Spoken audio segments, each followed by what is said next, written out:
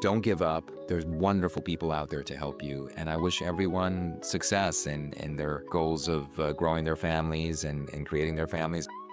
Welcome to the Surrogacy Scoop, a podcast brought to you by Patriot Conceptions, where we demystify the world of surrogacy from the clinical, family, and surrogate perspective. I'm your host, CJ, and today I am joined by Dr. Saeed Daneshmand, an internationally recognized fertility specialist at San Diego Fertility Center and host of the podcast Fertility with Dr. D. Dr. Daneshmand has extensive experience globally in the surrogacy field, recipient of many prestigious awards, and serves on boards on several surrogacy advocate groups. Thank you for your time today, Dr. Daneshmand. My pleasure, CJ. It's good to be with you.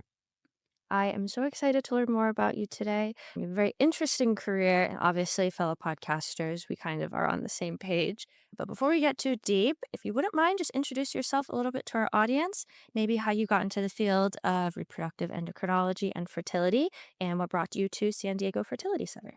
Yeah, I think that it goes all the way back to medical school. When I was, I think it was a third year medical student, and I was going through my obstetrics and gynecology rotation. I had the pleasure of meeting and being educated by a fertility specialist, and the connection she had with her patients, the dedication she had to her patients, to the work, being able to have a significant impact on their lives, helping them create families. It just inspired me because I felt that the field of reproductive endocrinology and infertility was not only intellectually stimulating, but it allowed you a very deep connection with your patients. You were involved in their steps, in their journey to creating their families. And it also allowed for fine surgical procedures. So it sort of encompassed all of the things that I wanted in a profession, fine surgical procedures, a profession that's very intellectually stimulating. It's all about the endocrinology of hormones and how they affect the menstrual cycle and how we can mature and develop better quality eggs. It also allows a great deal of research to be done because there's so many questions out there that need answers, and so we are very involved in research, have been for the last 29 years, trying to improve the success rates and maximize the success rates of IVF, but also looking at how we can maximize the health of children born from IVF. So it was overall an incredible experience that I had being in that rotation and coming across this particular fertility doctor, and that inspired me to be a fertility specialist. Awesome. We hear a lot of the conversations that I have, especially with medical professionals. I always find it so interesting where that kind of interest sparked or what got you involved in this, because this is a very, obviously unique industry, unique path. There's a lot of pieces going. So I always find that question so interesting. Maybe tell us a little bit too about San Diego Fertility Center and what are some of the things that maybe guide your practice there? At San Diego Fertility Center, we have a wonderful team and a very experienced team. And, when I came to San Diego Fertility Center, I'd already established a reputation in the field of surrogacy. I work with many, many intended parents, not only in the US, but around the world as well. So over the course of many years, I've been able to establish connections, goodwill in many countries, and in many countries where the ability to create a family is not accessible. And so many of those particular patients and intended parents come to the US. And of course, I've done a lot of work with intended fathers who need an egg donor, who work with surrogates in order to be able to build their families as well. So I've been at San Diego Fertility Center now close to 9 years.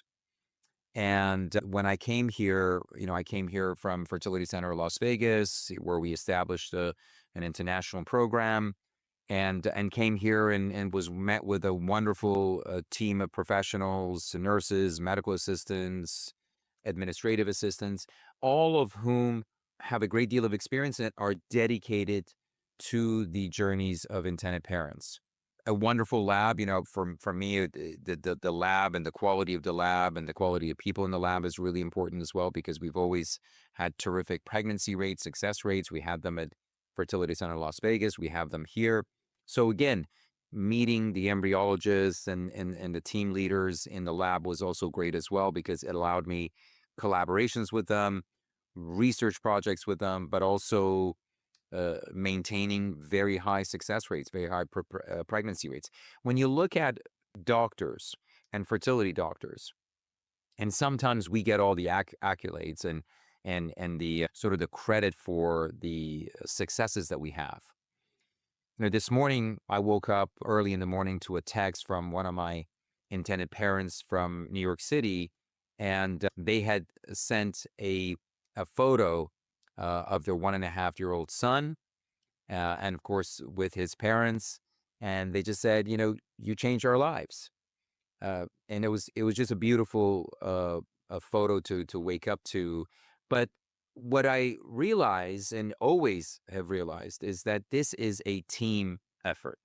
So yes, I was involved and helped them in their journey to creating their family, but I have an incredible team behind me of wonderful professionals who really help me every day achieve the goals that we've set for our intended parents. That's so many interesting things you touched on here. We could literally go down like a million different rabbit holes. But that kind of last sentiment of it being a team effort and there having to be a lot of people involved, that's something that honestly probably comes up more often than anything else on the show. And I think that is quite inspiring for our listeners to hear as well, especially when you are potentially embarking on a surrogacy journey. There's a lot of unknowns. And so knowing that not only do you have your physician and potentially your surrogacy agency, but also all these people behind the scenes that are Right. working for you. Yeah, I think that's a really Yeah. important point, and I'm happy you nailed that down. Absolutely. And I talked about the team at San Diego Fertility Center, but beyond that, I mean, it's a team effort with the surrogacy agency, with the surrogate who is, putting her health on the line to be able to help others have a family. The egg donor who we are so grateful to, because she again is donating her eggs so that intended parents can have a chance of creating their families and growing their families. So beyond that, attorneys, social workers, psychologists, we have a wonderful community of professionals, and we work together to achieve the goals. And it's when there's success, it's because of the efforts of the community. It's not the efforts of one individual person or even one clinic. It's really a team of professionals that is behind the successes of the future parents. Mhm. Yeah, it's just a really important and maybe inspirational message as well. As we kind of, like I said, there's like a million different things we could go into now just based off of your career, but I do want to touch a little bit on your experience on maybe the global scale or the international aspect of your work. What are some of those unique challenges? You touched on them a little bit that come up when working with international patients or just people who are interested internationally.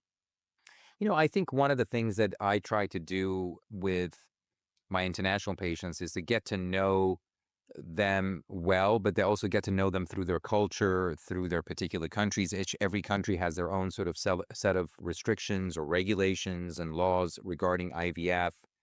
When you look at, for example, a country like Italy, now they've put in restrictions, not only on restrictions on egg donation and surrogacy within the country, especially for intended fathers, but even penalties for those in, future parents from being able to travel to US or other destinations to be able to have their families as well. So, what I've tried to do is understand the culture of each particular country I'm visiting, or I'm helping in terms of the intended parents, as a window in terms of how best we can approach the helping intended parents have their families.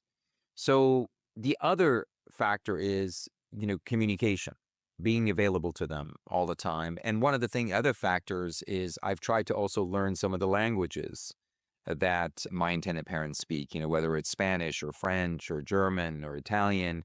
Learning the language is a window into the culture. It's also sort of enforces the bond and the connections you have with your intended parents. And as I said, every country is different. Whether you're helping intended parents in Europe versus Asia versus South America with versus the U.S., Canada, it lends itself to a different set of challenges. And so I think that if you educate yourself, and then it's like any other country, you just have to dedicate yourself to their goal of achieving success. And I never forget, for example, the first time I went to Paris many, many years ago, and we had seminars at a private residence, and there were demonstrations outside against what we were doing, against surrogacy, against egg donation, against marriage equality, which at that time had not passed in France. And so we were met with a great deal of sort of vitriol from that side. But we persevered. I never forget, I got an email that night after there were demonstrations. We had to be huddled into a car and sort of driven away, whisked away from the demonstrators. And I had an email from an intended parent saying, "I'm so sorry that this was your welcome to France. You're here to help us have families, and yet, you were pelted with eggs and tomatoes tonight." And I responded that I felt that after tonight, this is exactly where I need to be, because apparently there is a significant need and you have many, many obstacles ahead of you. And I'm going to continue to work to break down these barriers which exist that are preventing you from achieving your goal of having your family. So, I think it's just dedicating yourself to those intended parents outside the US, understanding the culture, and also making connections with some of the advocacy groups that are around the world. There are advocacy groups in Spain, in France, in the UK.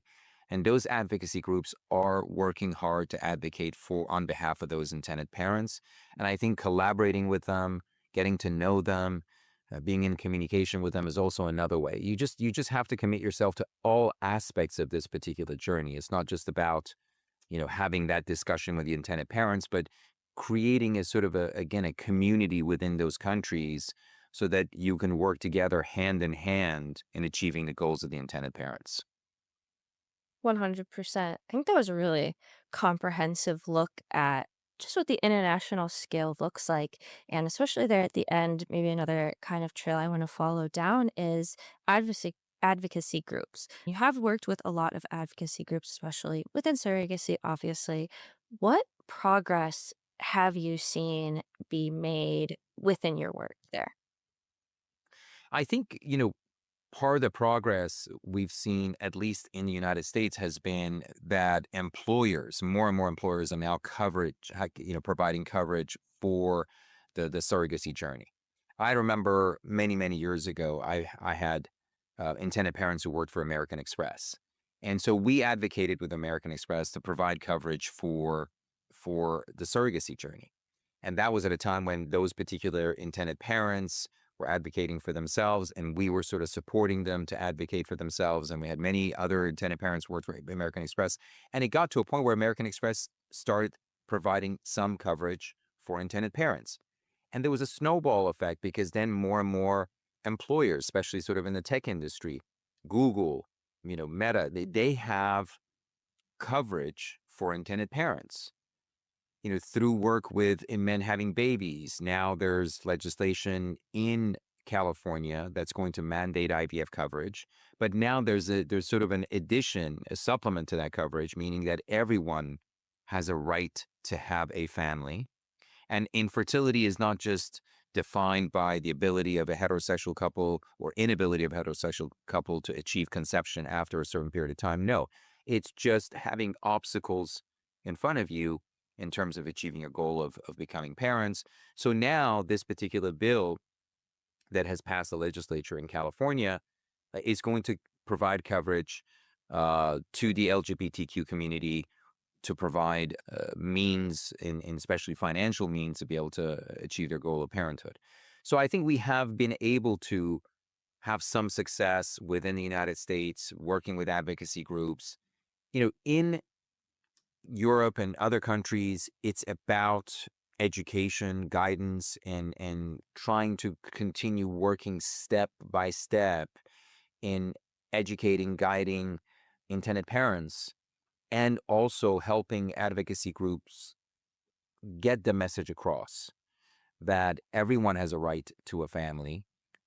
Many years, I've been going to Germany, for example, for close to 20 years. And if you'd asked me 10 years ago, would we ever have a conference, a seminar an open seminar in Germany regarding surrogacy, I would have said no, because their surrogacy is not allowed, even egg donation is not allowed in Germany. And yet now, over the last few years, we've had significant conferences in Germany, in Berlin, and we have intended parents uh, come in and participate and educate themselves. That there are ways in which we can help you achieve your goals. So you just have to continue to fight the fight, continue to dedicate yourself in order to increase access to reproductive care for everyone.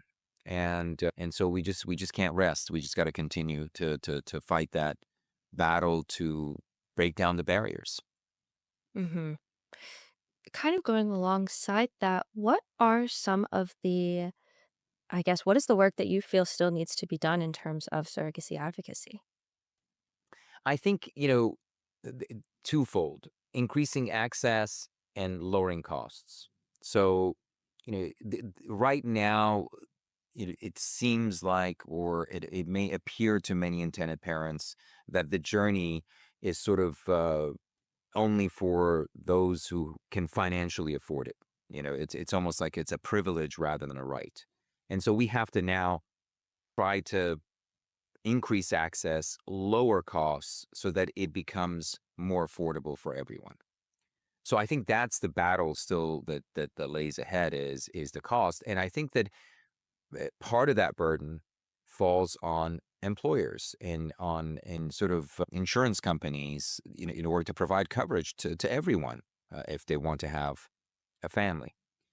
So that's a fight that's continuing and will continue. And there is variations on success state by state. If you look at the 50 states, California is a little bit ahead of many other states because of mandates or the upcoming mandate. But, Illinois has had some success. New York has had some success, although for intended fathers, that has not been as open and accessible as for others. So I think in that regard, from the cost aspect, I think we just need to provide more coverage through employers, insurance companies, so they can afford the reproductive journey. Hmm. So, touched on your international efforts, touched on your, advocacy efforts here and abroad. I guess maybe kind of wrapping this section up, how do you balance all of these with your also, practicing work as a physician? Right.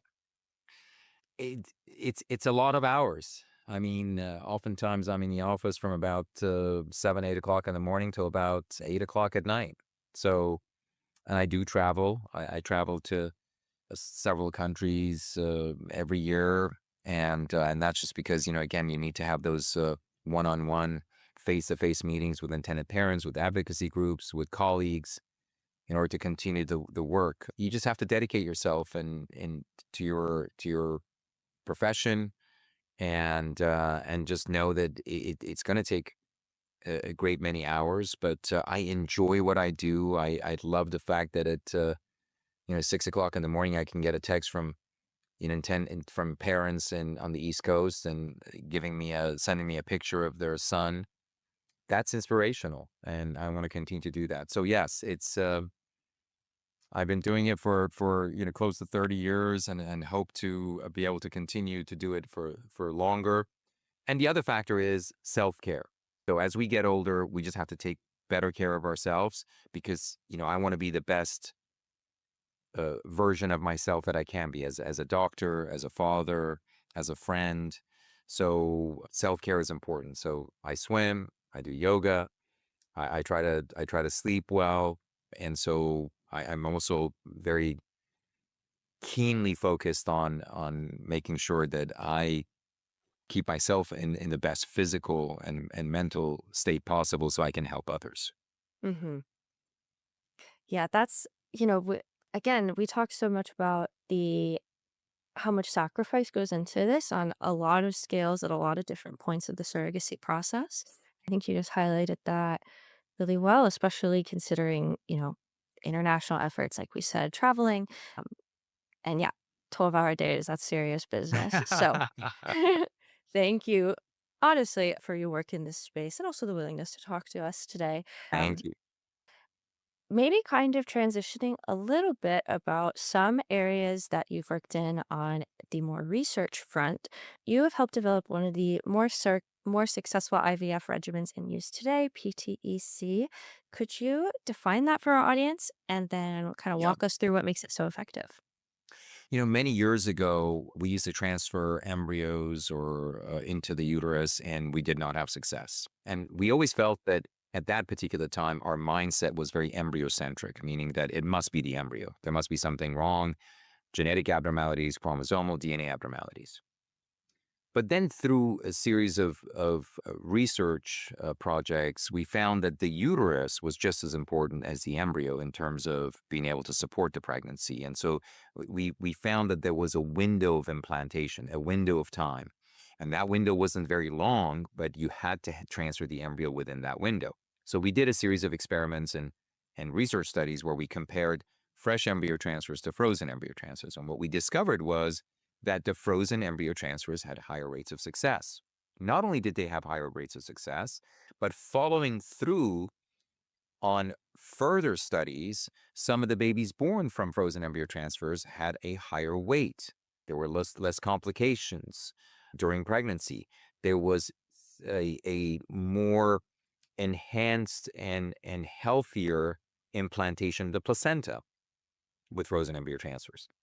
So that was the sort of the genesis of PTEC, is where we said, okay, let's retrieve eggs, let's fertilize them. And in the initial stages, we would fertilize and freeze right after fertilization. And then we would uh, synchronize the uterus and its receptivity to the thawing of the embryos. In other words, we would do the embryo thaw, and then the fertilized egg would be thawed, and we would develop to the blastocyst stage, and then we would transfer.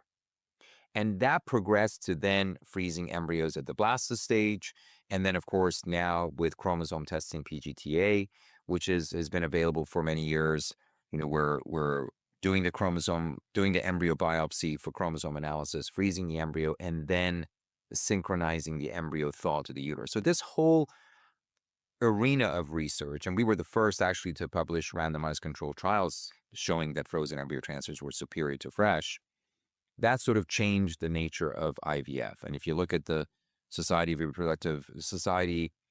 Reproductive Technologies, and you look at the aggregate sort of fresh versus frozen embryo transfer numbers, after publication of our studies and further studies which substantiated our findings, the number of frozen embryo transfers in the United States increased significantly, to the point where now the overwhelming majority of transfers are frozen embryo transfers. So that sort of came about from a series of randomized controlled trials that we did, myself and my partner at the time, Dr. Bruce Shapiro. And that really revolutionized sort of the thinking in IVF from a sort of fresh perspective to a frozen embryo transfer perspective. Hmm. Yeah, that's really interesting. We have talked a little bit about throughout the episodes, just emerging technologies. This has also come up quite a few times how quickly things change Yeah, in the surrogacy industry. I think a couple months ago, the day we were recording, a law had been passed in Michigan, and it was like literally just happened by the time we were recording. So it's things like this that I think are so valuable to hear professional perspectives on because there's just so much happening. This is such an evolving industry.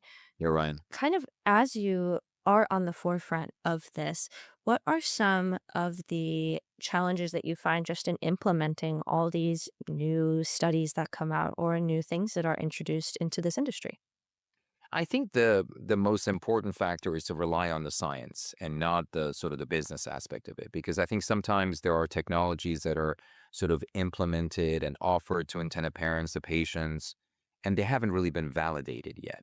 So I think that we need to be science focused rather than being business focused. So if we do good science, then potentially that can create opportunities for intended parents. And of course, yes, there's opportunities for business down the road, but we have to concentrate on the science. We have to make sure that what we're offering and what we're implementing in our practices has been validated by good science. I'll give you an example.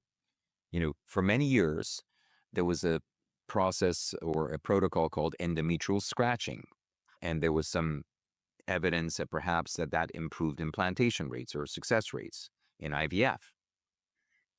Well, the science wasn't really concrete. It wasn't convincing because there weren't good randomized controlled trials. We never implemented endometrial scratching, in my practice because the science didn't support it.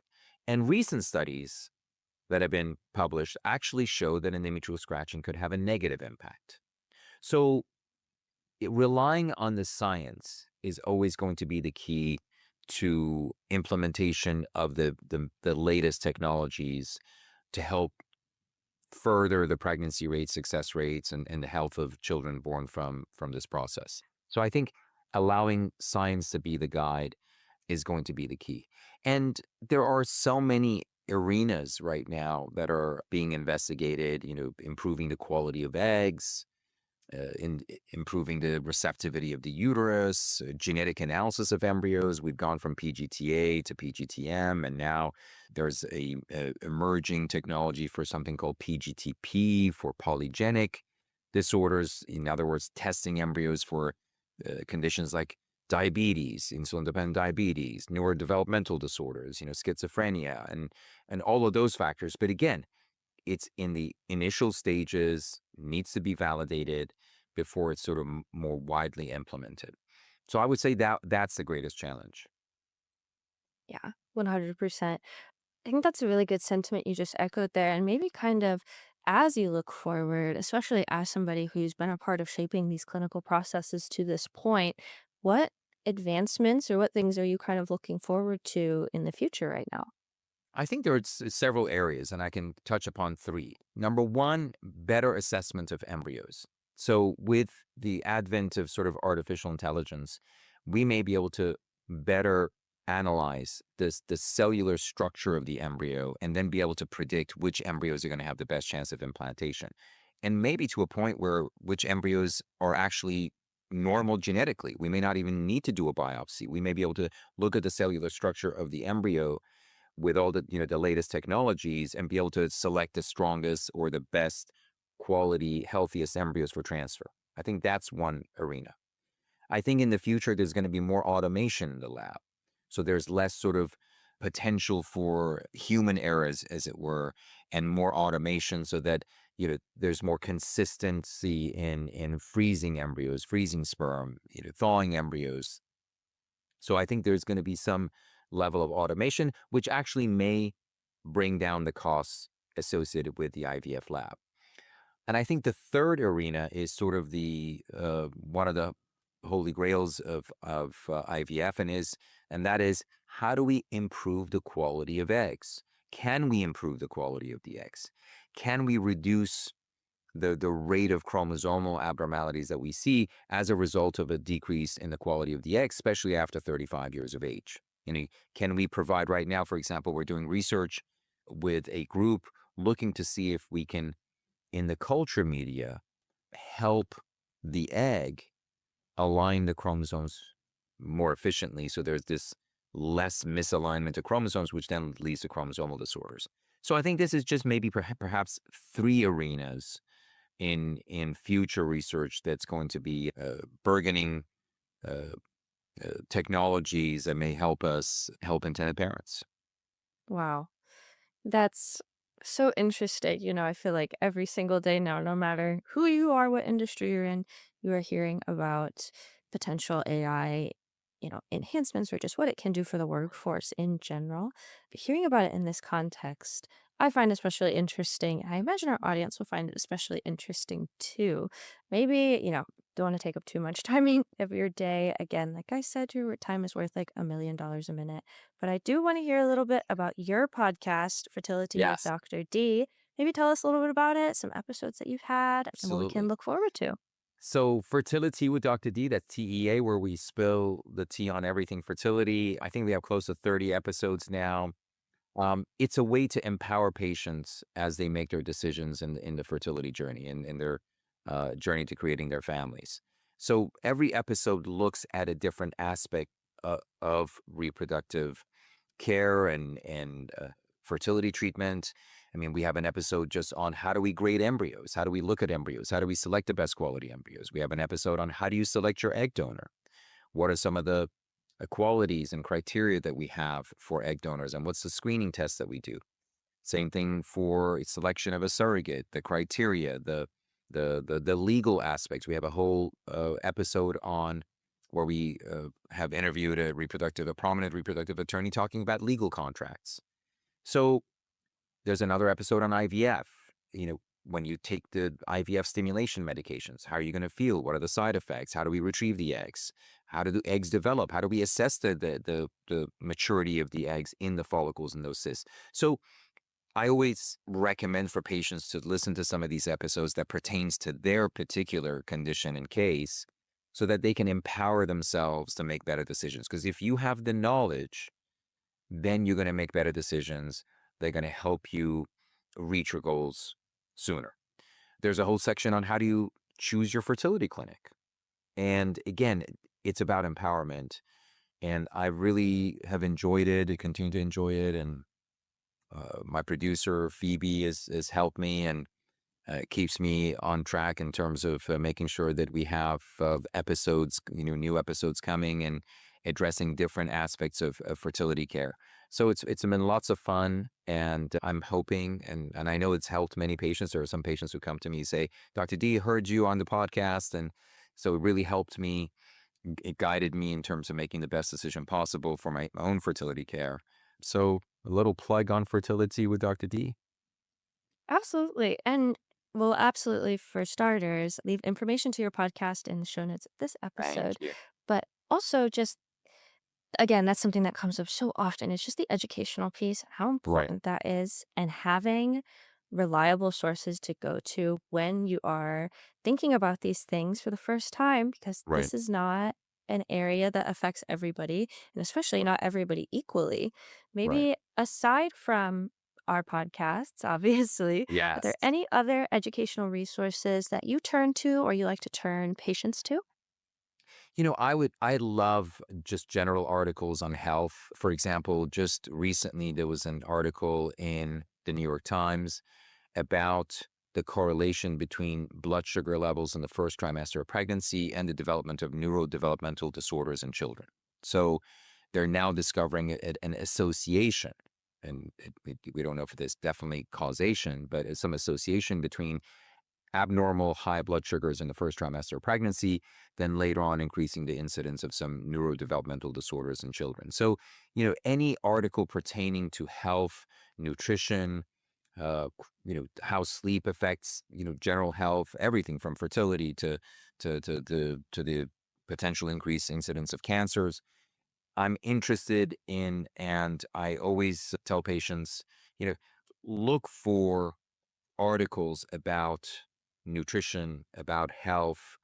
In terms of podcasts, I think there's some great podcasts out there that address some of these issues. I mean, some of my own colleagues, Dr. Amy and some other colleagues have good podcasts on different aspects of fertility care. I think ours is a really good one to listen to help empower you. But yeah, I think continuing to educate yourself about general aspects of care and in particular about fertility and obstetric care, pregnancy health. And of course, there's a whole nother section later on, especially for women, perimenopause and menopause. And I think there's not enough information and guidance in regards to that. So we plan at some point to address that as well in our podcast. Yeah, that's really important. I think that this educational piece is something that I especially like to hammer in all of these episodes. But Before we let our audience go today, or as we wrap up, I will leave the floor to you. Is there anything that you would like to share from just your perspective as a leading physician and somebody with global impact in this field? Thank you so much, CJ. It's been a pleasure to spend this time with you. I would tell your audience to continue to dedicate yourself to your goals, and there are many resources out there for you to be empowered and to make the best decisions. So do take advantage. Your own podcast is a great one in regards to those who are pursuing, surrogacy, egg donation to create their families. So I would just give hope to your audience and try to inspire them that no matter what the obstacle, there are solutions out there. There are resources that you can use to help you break down some of those barriers that are in front of you that are preventing you from achieving your goal of creating your family. So don't give up. There's wonderful people out there to help you, and I wish everyone success in their uh, goals of growing their families and creating their families. I'm a father of 3 daughters, and I take inspiration from my own journey as a father, and I wish the same for all of my patients and all of our intended parents. Awesome.